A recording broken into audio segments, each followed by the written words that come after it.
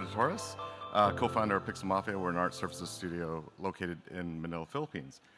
It is my pleasure today to introduce the panel Elevating External Development Strategies for Sustainable Success.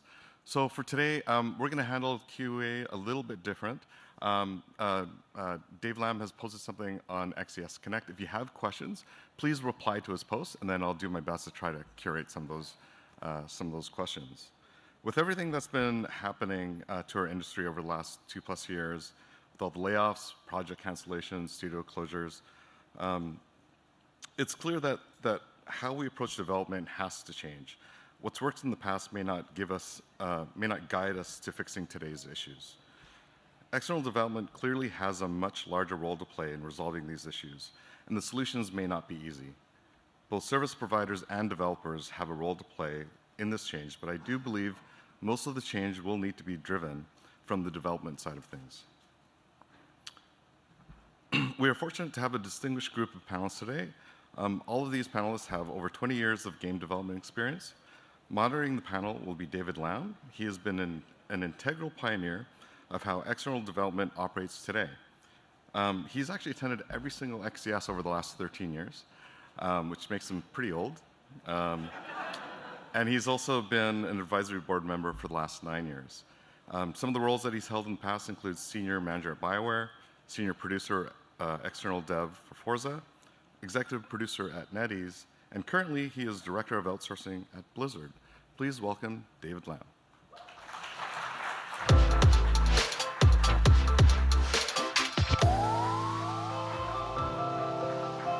Good morning, good morning. I guess I don't need the stand. I won't hide behind that. Thanks for attending, you guys. I'm going to try to channel my Joe Nichols here. Chris Wren. Okay, good. Okay, how do I start here? First, I guess I got to introduce the panelists. So first, I will talk to Claude Bordelot, founder and former CEO of Volta. It was acquired by Keywords, and over 2 decades grew it into one of the top creative concept art houses in the world. He's an entrepreneur and strategic advisor, now to be announced what he's doing next.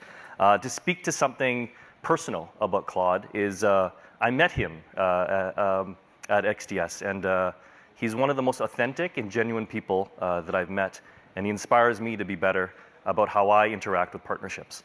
So it's been a pleasure to get to know and become a friend with Claude. Next is Mali McGeehee. And so Mali, I don't think I have quite as deep a relationship with, but having worked at EA over 16 years, and her heading XDI, I know that she's got a really difficult job. And so XDI has become the biggest it's ever been under Mali's watch, and so that's a feat to speak to. She has over 20 years of experience in game development, head of XDI, as I mentioned, for the past 5 years, member of the advisory board of the UCF College of Health Professions and Sciences. That we can get into at another time, I think. And this is her 8th time of attending XDS. I'll move on to Pete Fabiano. It's over 20 years of experience, with extensive experience working in Japan under Capcom. Founded global production at Capcom and later moved to producer at Capcom, helming Resident Evil. Currently at Bungie, working on Marathon. And a little bit about Pete. I met him also through XDS, and we share so many similar philosophies, and it's like my Italian twin, so it's nice meeting Pete. And then finally, Eric Barrios, formerly Director of External Development at Respawn, newly, please give me some applause, he's newly been promoted to Head of Content at Respawn.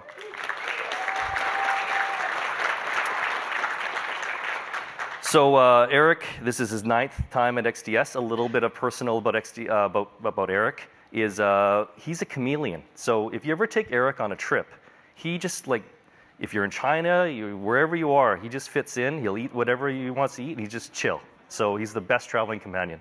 So I'm really proud to have known Eric. And that's my intros. So please, let's welcome the panelists.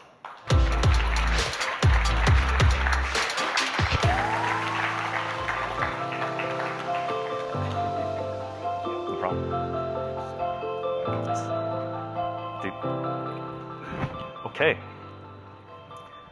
So, a little housekeeping. We'll talk about a little bit how this came to be. And so, this was Eric's idea, so blame him if it's bad.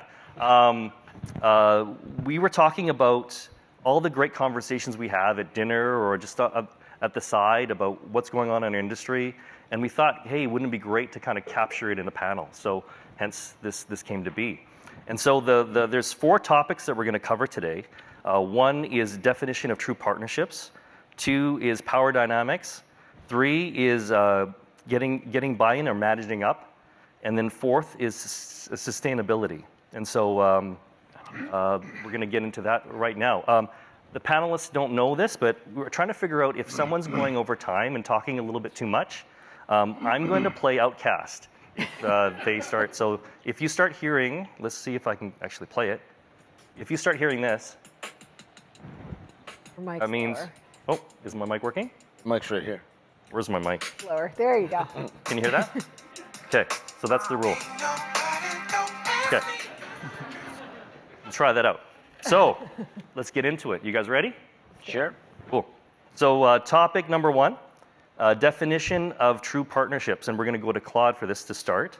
So, as someone who has a long history as a service provider, Claude, do you know when it's working? And what are the signs it isn't in terms of partnerships? Sure. I see actually 3 pillars to good partnerships. And I would not say like win-win. It's obvious. Everybody was using that word. Oh, it's a win-win situation. Yes, of course. But I think first of all, it's about sharing the same vision. That would be the first pillar. What I mean about that is not just calling a service provider or a client and just executing the work, but talking about the vision for not only the project, but even the future of the relationship together. So I think everything starts with vision, so that's pillar number 1. Number 2 is complementarity. I mean, if you're just adding more resources to something that your client or your partner is already doing well, it's not a perfect partnership. That can happen, but that's just like staffing people. So complementarity is important. And the last one, which is very important for me, is transparency. Transparency with respect, so it's not like being rude, but being transparent and feeling safe, telling the truth to your partner, like, I don't have enough resources, that person is not available, or I don't feel comfortable with that order, I think we screwed up. Being comfortable telling your problem to your partner and solving it together. So I think those are 3 pillars that if they are respected, you will have a great partnership. Great. Is there too much transparency? When is there like a line where you don't want to cross? You're asking me? Yes. Well, I think it's too much transparency when you're rude. I would say that's the, like if you're being like, insulting to your partner, that's too much transparency. But other than that, no, I don't think so. I mean, if you're asking something that's not useful to the relationship, then you don't need to be transparent. But as long as it's helping the project, I think you should be fully transparent. But that comes with trust, obviously. I was actually going to add that. I think one of the big parts of that transparency, because you mentioned rude or being rude, that could come off in different ways if you don't have that trust, right? Mm-hmm. We have a long relationship, so we can be really open and honest with each other, as many of us on the panel can. So I think that's an important piece, but then how do we get to that? Am I allowed to ask questions? You can do whatever you like. How do you get to trust? With transparency. It's kind of an endless. No, I think, well, first of all, you get to trust by being genuine.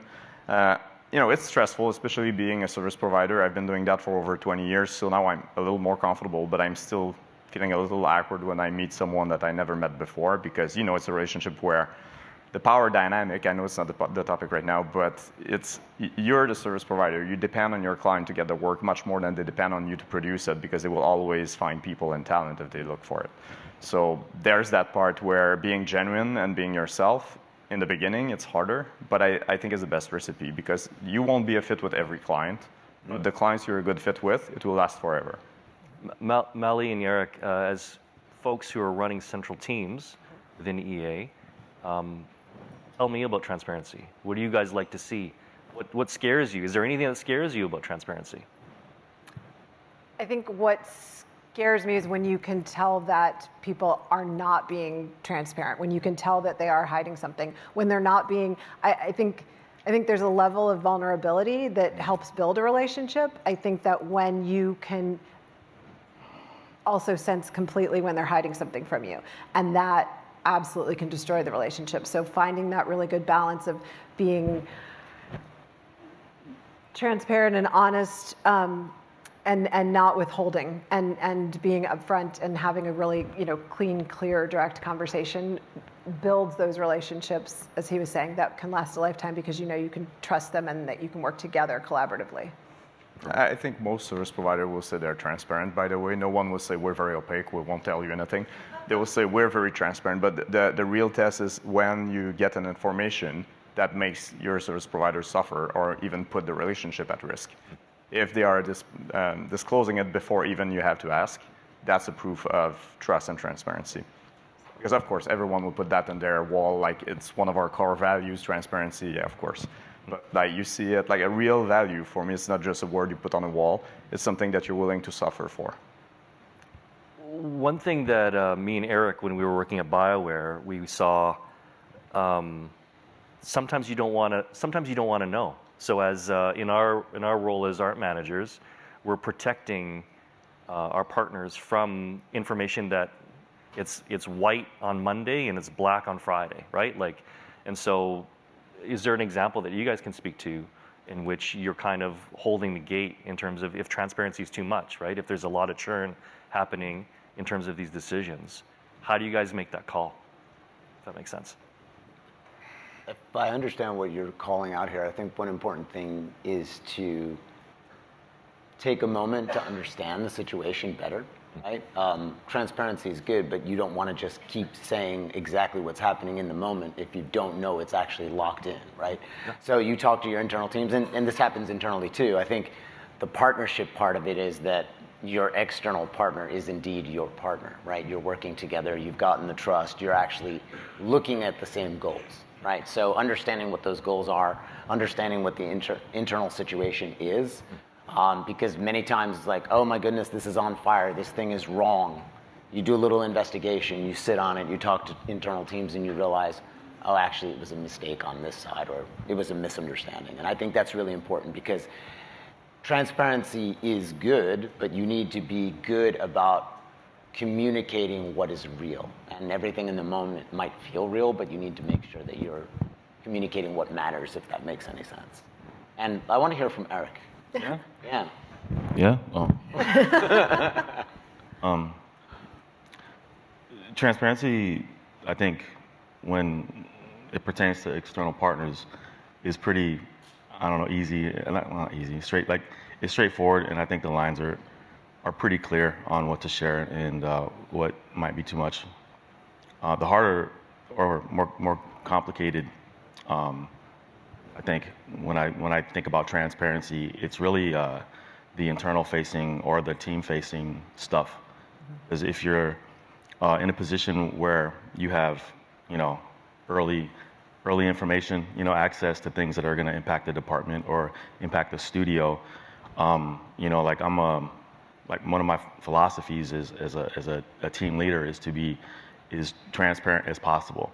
And there always is the danger of that biting you in the ass if it reaches the upper echelons of studio leadership, that they trusted you with this information and you feel like it's going to impact your team and you want them to hear it from you. There is that relationship that you have with your team where it's like, okay, trust is important here. I'm going to share some stuff that nobody else in the studio might know, and we need to keep it in this room. And in the 5 years that I've been there, it's not bitten me in the ass yet, but there is always that fear, because that trust is a delicate, balance. But it's ultimately really, really important. So I think I personally probably crossed that barrier of being too transparent more often than not, but it hasn't bit me yet. Is there anyone from Respawn in the audience? Okay, rat him out, okay? Yeah. All right, cool. Thanks, Eric. Is that true? Too transparent. Okay. Probably. Got it. Okay. Well, I want to remind everyone that there's a post on the XDS Connect app that I put about this panel. So if there's something that comes up that you guys want to ask a question about, please reply to that post, and we'll try to get it on. Walter's going to be our backup in the clouds here, looking through those questions. So I did a little bit of pre-questions, and I'm going to throw this to the group here, if I can find it on my trusty notepad.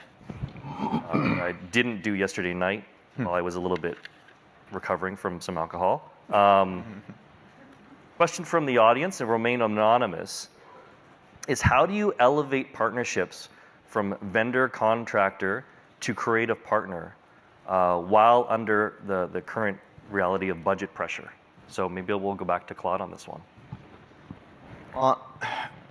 I think it's about thinking who are the final stakeholder and working with the right partners. If all your partner is looking for is a price, you shouldn't even start to work with that partner. So for me, if the goal is to create great work, ultimately, you will have a great fit, and it's not even a question. Like, I think the problem is when you get in that wheel of creating assets and not a solution, really just delivering assets and chasing a price. It's a race to the bottom, and then you're stuck. So for me, it's you stop the conversation and say, we're not the right partner, if that's what you're looking for. And it's painful. You have to turn business down, but that's the only way you can invert that kind of dynamic or relationship. And it's better for everyone, because if you care and your team cares about the project, the quality will be better, even if you spend the same time. What would you say, like, let's just say you had to start again. You roll back 20, 25 years, you're starting Volta from the very beginning. And maybe some studios really need that first contract to get the ball rolling, right? And so you're in a much more, I guess, desperate kind of situation to get that first contract. So how do you kind of take it from something that's more, let's just say, transactional to more relational? How does that process roll out? Like, what would you suggest to people? There's, of course, the human component. There's the, like, talking as often as possible with your partner, going to visit them. But also, one thing that I always believed in is suffer in the beginning, and long term it will be good for you. So if you start a new company, then don't make profit in the beginning. Just create the best work you can. Spend more time than you are paid for. And then you can tell your client after, we had to spend more time, but we care very much about your project. But if we keep doing that, then we'll go bankrupt. And then they will work with you for a solution. Perfect. Great. Do you guys want to move on to the next? Sure. Yeah. Or we could stay on that if you want. Let's move on to the next. So topic number 2. You ready? Let's do it. No. I didn't have to use Outcast yet. This is great. This is great. Okay. So topic number 2 is power dynamics. So I'm going to go to Mali first. Yep. So there are many layers in terms of all these different combinations of groups, right? So for example, shareholders and production teams, buyers and sellers is an obvious one, internal and outsourced teams, right? So as head of XDI, central team within EA, how do you navigate these different ecosystems? So I think from a big major AAA title, you have to recognize the influence and the scope that you have to affect a partner's P&L and everything that they're doing. I think you have a responsibility to ensure that you are being a good partner, you're being a good responsible partner, and you're helping that company be as successful as they possibly can too, because that benefits you. So you don't want to put all your eggs in one basket. You don't want to put all of the resources in one specific area.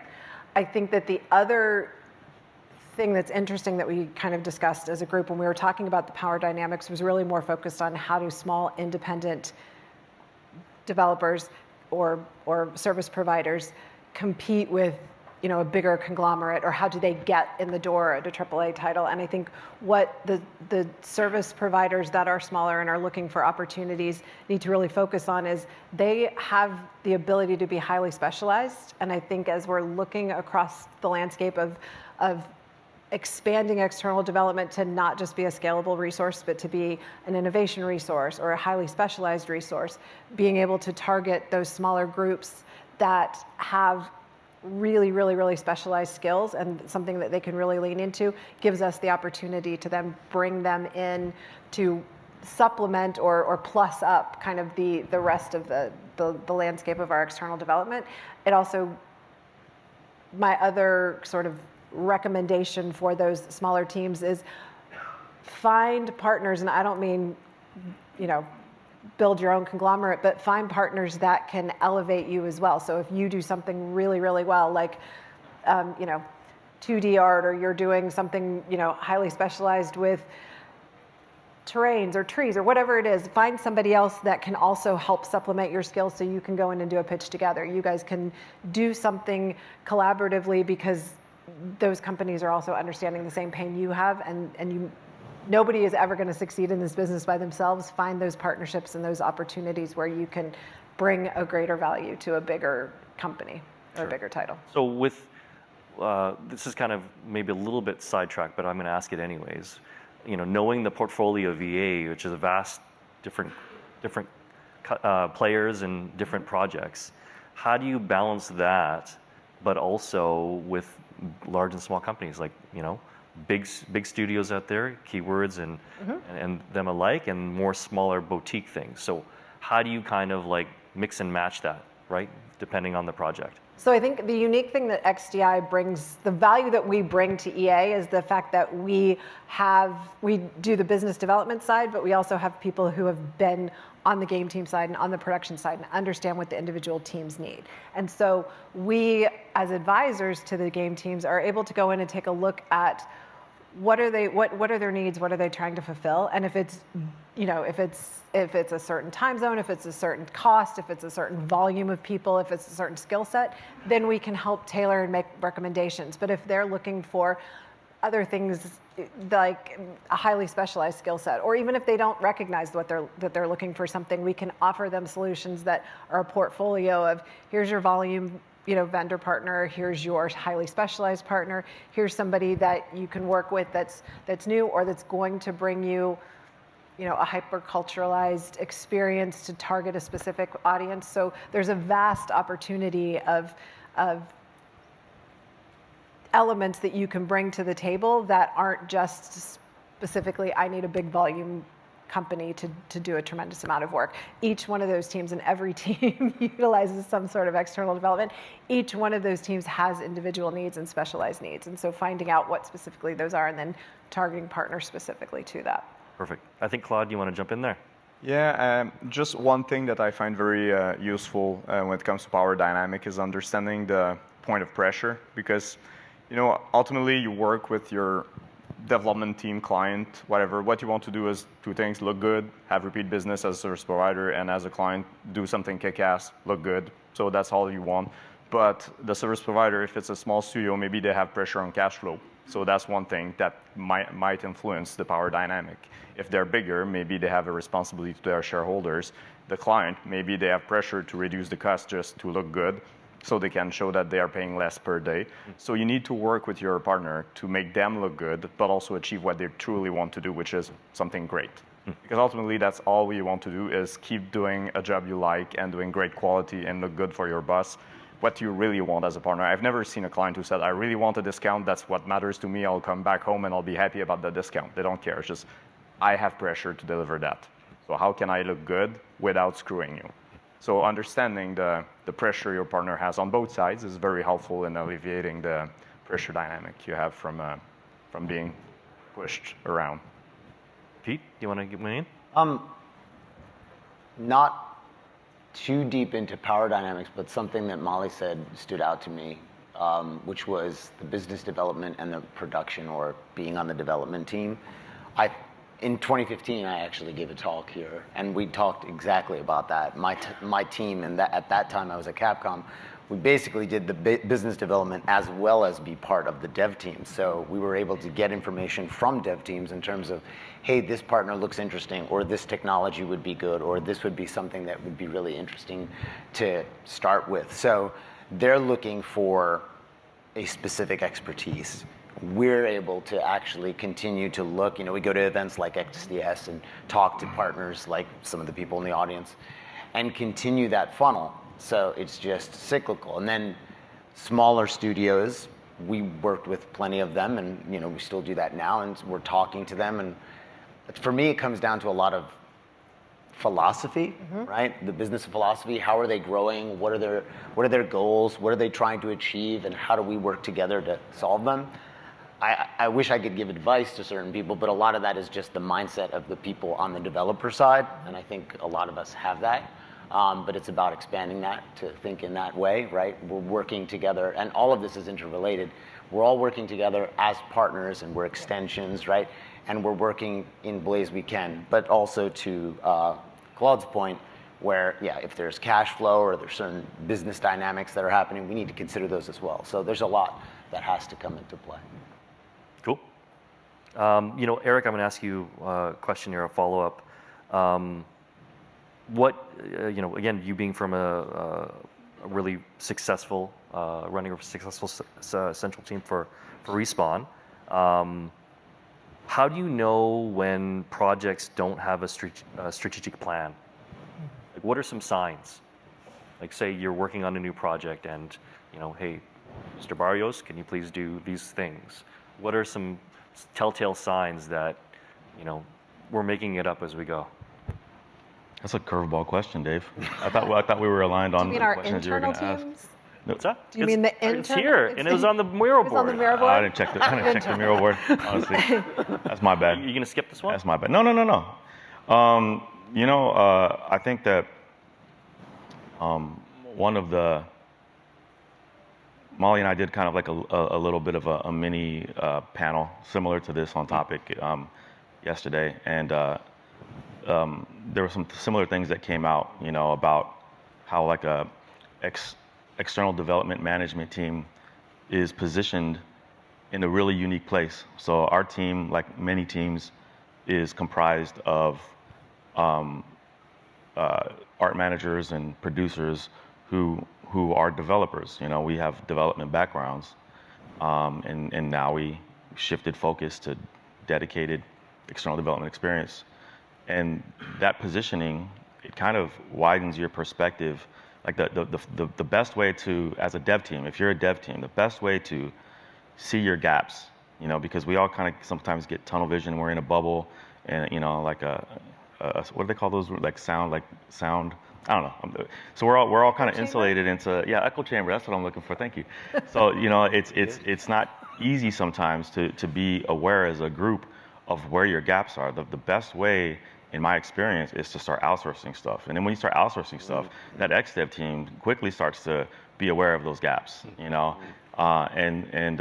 so they come out just organically through the process, and then it's kind of left to our team to try to not only, but how to navigate identifying these gaps and earn cooperation and collaboration with the internal teams to help try to massage things out. But I think just, in and of itself, just the placement, of an XDev department is pretty important to, and pretty important tool just to identify where those gaps are. I like what you're calling out here, Eric, and that is that, is this a saying? The best way to learn is to teach? But if it's not, I'm going to say it. Because Fabiano, It's not 2025. quoted to you. in order to explain, right, you have to fully understand what it is you want, what your goals are, right? So working through to get an external partner onboarded, you have to be able to explain what those goals and needs are, right? So going through some of the internal pipelines and processes and then extolling them onto the partner, you can find some of these gaps. And then as that partnership grows, you'll get some feedback back in, but there's a lot of documentation, whether it be an RFP, a CCG, these, the content creation guides and whatnot. You have to go through this process to actually extract what it is you're after. And then you can see some of those things come to light. So yeah, I think that's a really important point. I think one of the interesting things that EA is doing, and it's not a trade secret, you touched on it when we were introducing Eric, moving from just being an external development group that is supplementing the needs of the team to actually being ingrained in the team. So now he's got a content team that is made up of internal content provider or content developers as well as external, and it's all one team that's seamless. So it creates that there's not two different schedules, there's not two different deliveries, there's not two different dashboards. It's all just, this is the team, this is how we're delivering things. And we have several other teams within the company that are structured that way as well. And I think it's an important distinction in development because it really does remove that line of this is the internal team working on it and this is what we're doing and this is the external. It's just one team. I love it, but we're going to talk about that coming up next. Yes, we are. We're Is that the next Sneak program? preview. Anyways, let's. I'll go back to Claude on this in terms of what are telltale signs that clients are making things up as they go. How's this as a more? On the client side, how did you make things up as you went? Let's hear. First of all, when I work with Pete, Wait, what? well, I think it's bad planning is one good example. Like I will need 20 resources in a month, and then the month arrive and they need like 2 resources or 200. So very badly planned because they have no clue. They just make a capacity plan and they don't plan ahead. So when I was talking earlier about having a shared vision, that's a bit of what I mean, because it's hard to plan. Like, things change constantly, but if you're very close to your partners, then you can plan ahead together. So you're also responsible if it goes badly. And of course, you never know exactly how it will pan out and what will be the problems, but some people just don't want to see it and they keep going through it way too far, and then the project gets canceled or your team is canned because it was not well planned. So I would say one of the sign is bad or no communication at all. That's one thing. No clarity, and you ask question, the emails are unanswered on things pretty basics, like I just want to confirm the capacity plan for in 3 weeks, and then you don't get an answer and that email gets ignored, and you have other emails that are being answered on specific assets. So yes, that happens. Sometimes like the very important question are being ignored, and the small stuff is like people are very picky with it. Sometimes when you don't know where you're going, you're being very micromanaging on everything, and that's a sign as well. When the client starts micromanaging on important stuff, that means that they have no idea of where they are going. Hey, Claude, you use this word a couple of times now, and I think it might be great for the audience to understand better, but you use the word vision, right, a number of times. What do you mean by that? Well, first of all, know where you're going. And that, I mean, I've heard a lot of people, they talk about their vision, and they confuse results with vision. It's like, we'll be that big, we'll make that much money, or we'll have that many employees, or we'll be recognized as the largest company doing this or that. That's not a vision. And what's your dream? What makes you want to work every day and get up? And it's not because you want to be a larger company. That's nobody is motivated by. You have a vision is something that will motivate even the receptionist, and will make people proud to work for you. So some people don't even know what their vision is. So what they should do is just go meditate for a month and think about it. I mean, what made you decide to go in the gaming industry to start with? It's not because you could make money, at least not people our age, because it didn't pay very well back then. Because just we were passionate about it. And we might tend at times to forget about it. So for me, a vision might change over time, but it's pretty stable still. So that's what I mean about it. It's just not confusing the result of your vision with your vision. And a lot of people are doing that, and that explains a lot of suffering I see in some companies right now. And of course, layoffs is a big pain, but I also mean, like, you can lose your job and understand there's a plan and there's a vision and feel better about it and understand why this happens. But if it's just because there's zero vision, it's just we make layoffs, that's all, we need to make more money, then it's very frustrating. Off the cuff question, personal question for all of you. What got you in the game industry? I don't think I know this about any of you. Well, before I was in the game industry, I was a defense contractor, worked for Raytheon in Dallas, and at some point I recognized that 9/11 happened, and then everybody at work got really excited, and then I started realizing like my mindset was like my whole career is based on like war. I didn't think I wanted to do that as a career. So I called up a friend of mine randomly, and he was a game developer, worked at THQ, Heavy Iron Studios at the time. And when we were like in elementary school, I was like, I could draw better than that guy, And I didn't know what I wanted to do. All I knew is in elementary school, I could draw better than that guy. And if he was making games that sounded like something okay, I could do that. Pete? I'll give the very abridged version. I always liked games, played them since I was a kid. I think I got an Atari when I was 7. But I never thought, what could I do, right? Well, how do I get in? But I just remember playing a lot of games, particularly Nintendo, and seeing a lot of the Japanese names as they were in their heyday. And I happened to have studied Japanese. I went to grad school in Japan, and when I graduated, I ended up moving to Tokyo for work. Long story short, maybe. And I had an opportunity. There's a small development house in Tokyo, and they were looking for someone to work with like Konami and Sony and Sega and a lot of the other big players out there. And it could have been either do that or go into advertising, which would have been the safe bet and creative and whatnot. But I was like, nope, I'm just going to follow my dream. And I got in, and then ultimately I ended up at Capcom, and that's the end of the story. I continued on my path, and now I'm at Bungie. Cool. Molly? Okay, I'm going to say the hours, and sounds really funny, but I was in film and television production and had done that for many, many years and got to do some really amazing and really cool things, and was doing a lot of CG film production, and made the decision at some point that I wanted to have a life. And so I knew that my skills would transfer to gaming, and so I got into gaming as a producer. And with the intent that it was going to give me the opportunity and the time to have a life, and then I learned about crunch. But that was a long time ago, and it's gotten a lot better since. And so I was still able to. So hours is how I got into gaming. Cool. Claude? I guess there are two things for me. I started my career as an advertising artist. I was doing mostly storyboard. So the first thing is I wanted to build something that will last in time, having a legacy, because you make advertising illustration, you make a lot of money one shot, and then like people will see that on TV or whatever for like one season, and it's gone. So there was that. And also I wanted to work with a team. I was an okay artist, but I could see people that had an incredible potential that I could have working together. And I love building things. So I saw the gaming industry was a great opportunity for assembling a team of very talented people to do something even greater that would last in time.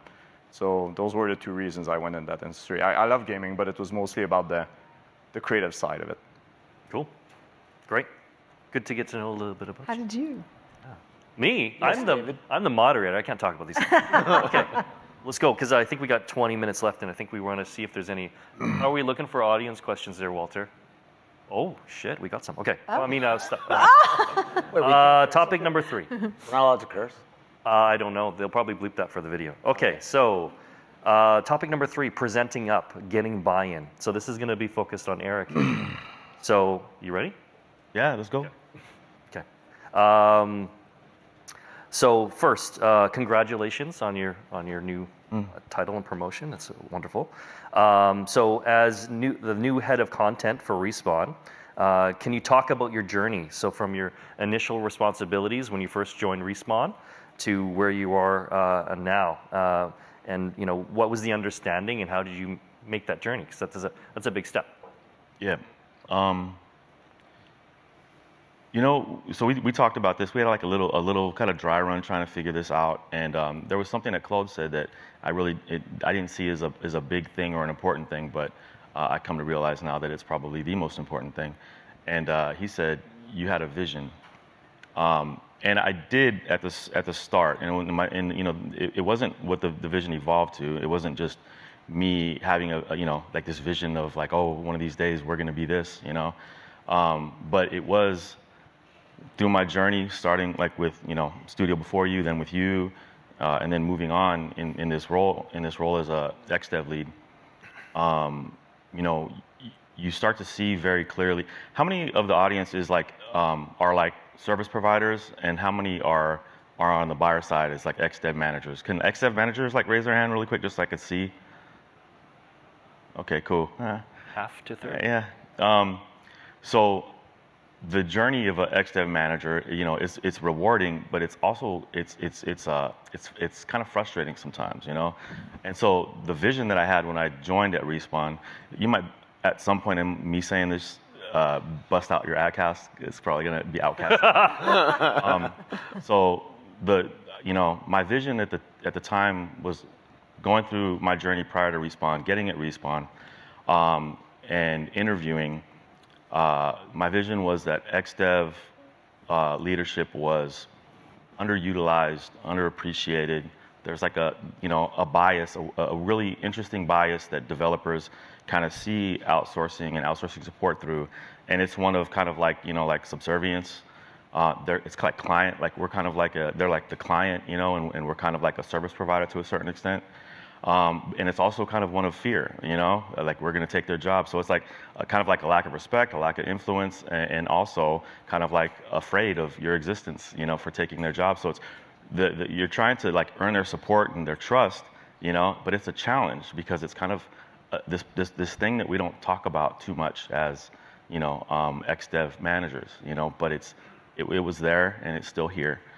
So my vision at the time was try to get past that. And every time I go to a studio, I'm always trying to level up. And Respawn was an opportunity to do that even more because it starts at the interview process. You take your vision of feeling like, you know, under leveraged, and then you look for an opportunity to increase your influence and impact the business in a more meaningful way. So it starts with the interview process, making sure that you're aligned philosophically with the studio leadership. And fortunately at Respawn, there was alignment there. And then it's the journey between there and now. And it's a complicated one, and I'm not going to be able to tell it without Outcast interrupting. It's pretty long, but I'll do my best. Number one is you have to take your first job and execute on it. And the first job is to make sure outsourcing works seamlessly, you know. And that started by building a high-performing team. Some of them are here right now, and it's, you know, the best team in my opinion in the whole, you know, industry. Just stacking receipts in the face of challenges, never missing a deliverable, always hitting quality, you know, over the course of 5 years.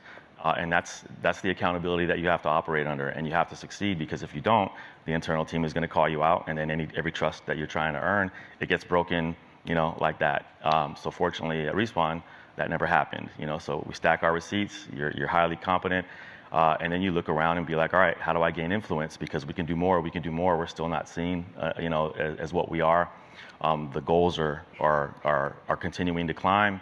Our leverage is, you know, it's not happening fast enough, and so then if your team can stack those receipts and you don't have to rely on them, you're about to do it, right?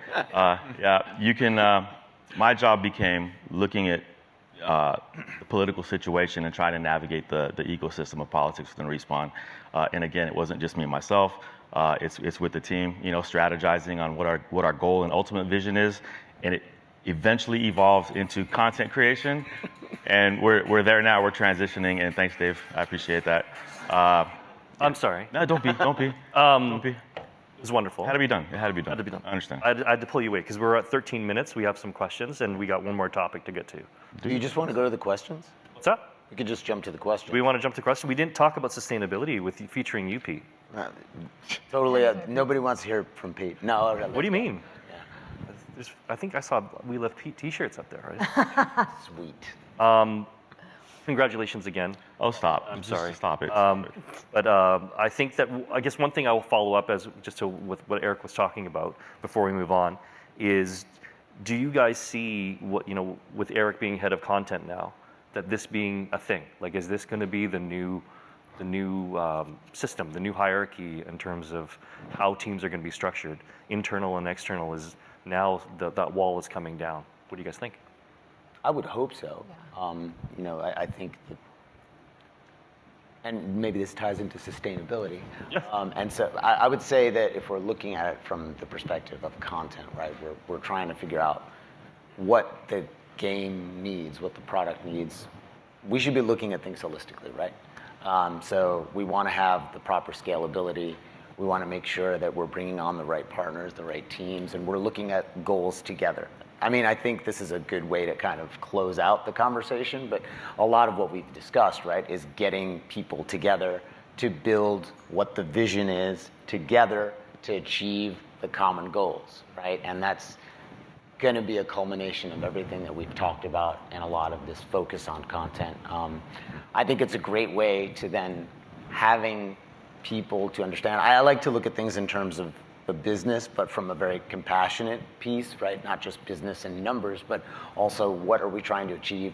What is the quality we're after? Is everyone aligned on what the vision is? All of the things that make a successful business, and looking at it holistically to put those pieces together so that we can scale as needed, we can get the pieces we need, and we can get the right partnerships in line.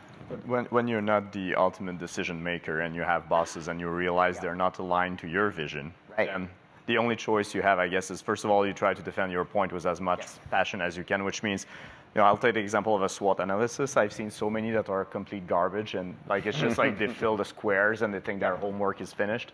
I mean, you really have to understand what your vision is to be able to sell it. That's number one. Yep. Second thing is, honestly, you have to be willing to walk away. If the vision is not aligned, that just means it's not a place for you. And there are places you ask the question, is it the new model? Not everywhere. I'm pretty sure you will have different kind of models, but. Is this to be announced coaching? Yeah, there you go. Are you going to be a professional coach? At the risk of running over giving us, I think you obviously vision, these guys have all discussed how important it is. I think you have to know your value too. And I think you have to know your value and be able to communicate it in a way that resonates with the stakeholder that you're talking to. So if it is the GM of the studio, what value are you bringing in terms of your organization or what you're doing externally is creating what kind of value for the company? If you are trying to resonate with, a partner, just what is your value and how are you bringing value? Because that's what's going to resonate with the individual that you're talking to and help you show your importance, show what you can contribute, show why you should have it. Oh, I did. It went over. All right. Your vision and your value. Know your value. Should we move on to sustainability or should we do questions? What do you guys think? Let's go to questions. Gotta do Questions? Yeah.